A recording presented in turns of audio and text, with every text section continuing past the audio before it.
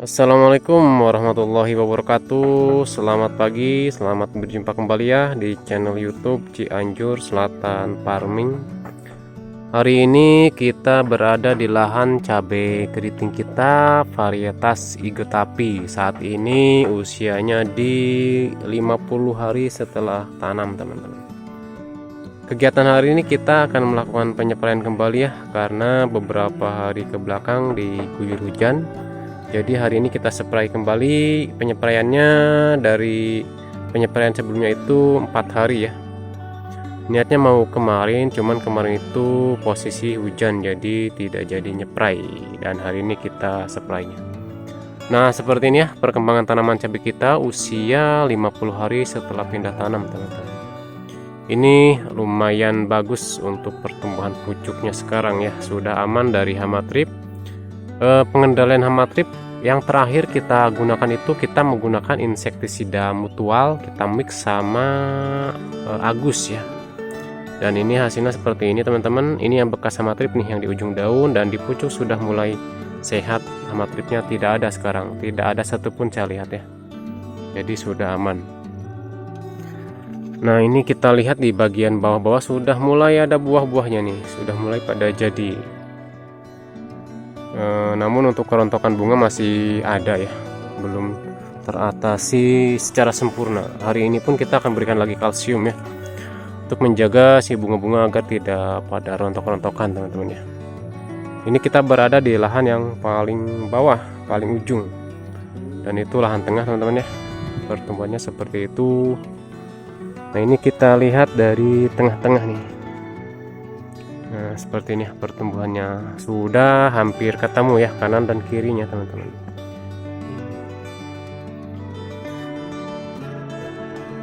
Tanaman cabai saya ini sudah 3 kali masuk fungisida golongan triazol ya, dan alhamdulillah ini aman dari bercak daun, karena memang fungisida golongan triazol itu, apalagi difenokonazol ya, itu bisa mengatasi penyakit bercak daun. Ini tanaman cabai kita aman. Hari ini kita akan berikan lagi golongan triazol, namun dengan merek yang berbeda, teman-teman, biar lebih bagus lah, biar ada efek hijau juga pada daun cabai ya, biar kuat, biar tebal ya, supaya lebih aman lah dari penyakit bercak daun. Karena memang hujannya ini masih agak lumayan ekstrim sekarang ini ya, jadi agak takut saya terkena bercak daun tanaman cabainya ya. Jadi hari ini kita masuk kembali fungisida yang golongannya triazol, serta kita akan memberikan nutrisi supaya di fase pembuahan ini bunganya itu lebih bagus dan buahnya lebih bagus ya. Nih calon-calon bunganya, teman-teman, sudah kelihatan. Ini berada di tengah nih, itu yang paling atas. Populasi di 1.300 tanaman ya. Yang sudah nonton yang sering nonton channel saya sudah tahu mungkin ya. Terakhir kita pupuk itu berapa hari yang lalu ya, sudah nampak kelihatan nih pucuk melesat lagi. Jadi di fase-fase seperti ini kita nutrisinya lebih fokus ke nutrisi fase pembungaan, pembuahan lah ya.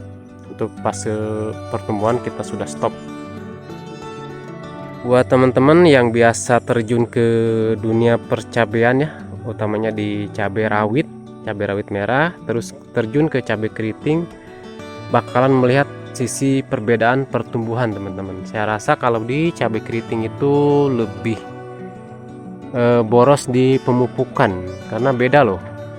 Ketika kita mupuk dengan dosis yang sama, cabai keriting sama cabai rawit merah itu, di cabai rawit merah itu dia pertumbuhannya lebih cepat subur, lebih bagus ya. Sementara untuk cabai keriting dia itu sedikit boros, mungkin dosis pupuk itu harus agak ditingkatkan ya. Ini kalau cabai rawit ini pastinya sudah subur-subur banget, teman-teman. Cuman ini cabai keriting mungkin agak beda ya, jadi sedikit rada boros lah. Ini mantap nih pucuknya sekarang setelah kemarin kita pupuk ya. Pertumbuhan pucuknya bagus, hama tripnya aman. Ini bekas hama trip. Kemarin itu ada yang ngomong ke saya, katanya itu mah bukan akibat hama trip, tetapi efek dari fungisida golongan azol. Itu salah, teman-teman ya. Padahal saya melihat langsung di lapangan bekas hama trip ya. Kalau efek dari fungisida golongan azol, dia ngerual sampai ke pucuk dan daunnya itu terlihat hijau pekat di pucuknya ya. Jadi bedakanlah antara yang terserang hama trip dan efek dari fungisida golongan triazol. Kalau di cabai keriting itu ini ketiga kali tanam ya. Yang pertama itu saya nanam cabai keriting di lahan bekas. Yang kedua itu di lahan baru tanpa mulsa, namun asal-asalannya pupuknya pun pakai pupuk urea. Nah ini yang ketiga kali, jadi masih belajar lah saya ini di cabai keriting ya. Siapa tahu nanti di cabai keriting saya ibaratkannya bisa juga lah berbudidaya tanaman cabai keriting ini ya, dengan memperhatikan pertumbuhan perkembangan tanaman cabainya ya. Ini tali lanjaran belum kita pasang teman-teman, belum beres sih. Kemarin sudah mulai kita pasang, cuman masih sebagian. Yang di sana bagian atas, yang di sini belum. Seharusnya sudah dari kemarin-kemarin dipasangin sih, cuman kita masih kerepotan di pekerjaan, keteter lah. Jadi ini belum dipasang, seharusnya sudah terpasang nih. Cuman kita agak kerepotan teman-teman, apalagi bulan puasa kita nggak bisa hajar terus pekerjaan, itu butuh tenaga ya kalau bulan puasa itu. Kita lihat saja barang-barangnya apa saja yang akan saya pergunakan untuk penyepraian di pagi hari ini. Usianya di 50 hari setelah pindah tanam. Daun-daunnya hijau seger ya nih.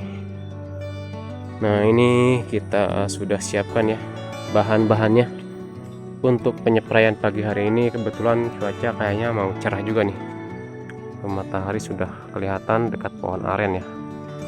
Walaupun ada mendung-mendungnya, saya rasa masih aman lah, tidak akan hujan.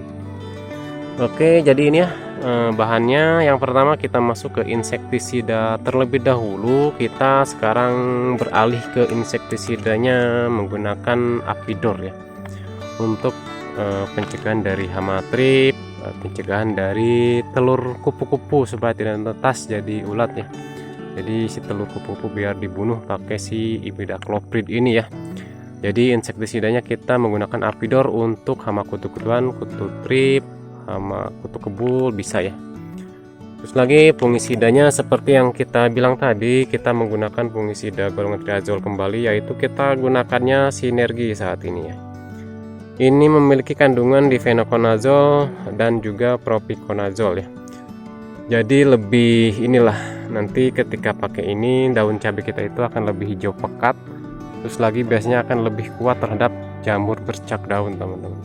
Dan juga fungisida sinergi ini bisa mempertahankan dari kerontokan bunga-bunga cabai ya, karena mungkin di golongan triazol itu ada JPT ya, lebih merangsang ke masa generatif tanaman cabai ya. Karena di tanaman cabai kita ini agak rontok-rontokan ya.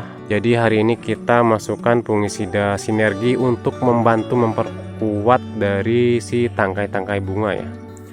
Dan nutrisinya kita menggunakan Saka SR nih.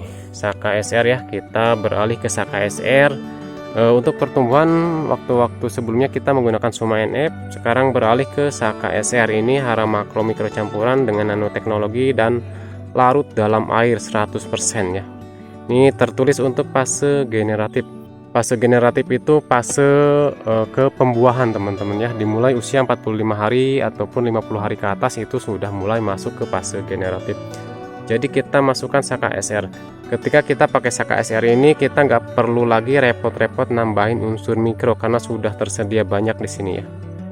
Ada NPK-nya juga ya, terus lagi ada unsur mikro, pokoknya lengkap ya. Kita nggak perlu repot-repot tambahin unsur mikro.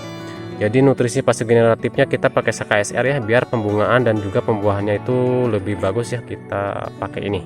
Yang selanjutnya di sini saya menambahkan CNG ataupun pupuk kalsium nitrat. Ini kandungan kalsiumnya 26% dan ada nitrogen sebanyak 15% ya. Nah mungkin beberapa orang itu takut ya kalsium dicampur sama insektisida ataupun bahan-bahan lain, karena sifatnya kalsium itu kan dia ya pH-nya tinggi gitu, nanti bahan-bahan lain itu kurang efektif. Nah hal ini sering saya campur teman-teman ya, sering saya lakukan ya, antara kalsium bersama insektisida, fungisida ataupun nutrisi lain, dan itu tidak ada efek aneh-aneh, tanamannya aman-aman aja ya. Jadi saya tambahkan kalsium nitrat hari ini ya, untuk menjaga si bunga-bunga cabai ini tidak rontok-rontokan ya, karena ini saya rasa cabainya rawan rontok. Jadi untuk penggunaan kalsium agak dirutinkan ya. Hari ini kita masukkan kembali dengan cara di spray ya. Yang terakhir seperti biasa kita tambahin perekat. Oke, kita akan langsung saja ya campur ke dalam sebuah ember, dan ini saya sudah siapkan ya tank semprotnya. Nah, untuk dosis penggunaan kita masuk ke insektisida apidor dulu. Untuk insektisida apidornya kita akan berikan sebanyak 1 sendok penuh. Untuk sinergi kita berikan sebanyak 15 ml. Untuk Saka SR kita berikan sebanyak 2 sendok makan. Kalsium nitratnya kita berikan 2 sendok makan juga, dan untuk spreader ataupun perekat kita berikan sebanyak 15 ml ya.